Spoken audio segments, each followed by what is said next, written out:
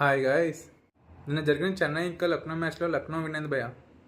LSG toss గెలిచి bowling తీసుకుంది. CSK opener సాజికే Rahane బాగా ఆడాడు భయ్య. 36 రన్స్ స్కోర్ చేశాడు.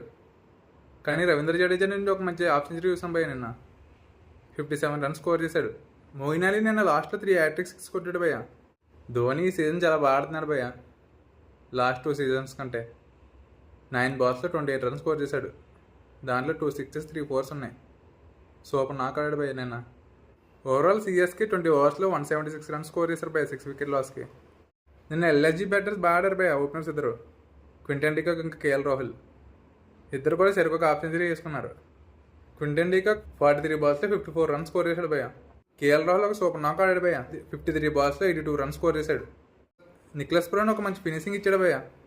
12 బాల్స్లో 23 రన్స్ స్కోర్ చేసి టీంని విన్ చేశాడు భయ్య. ఎల్ఎస్జీ సిఎస్కే స్కోర్ 19 ఓవర్స్లో చేసి విన్ అయ్యారు భయ్య 8 వికెట్స్తో.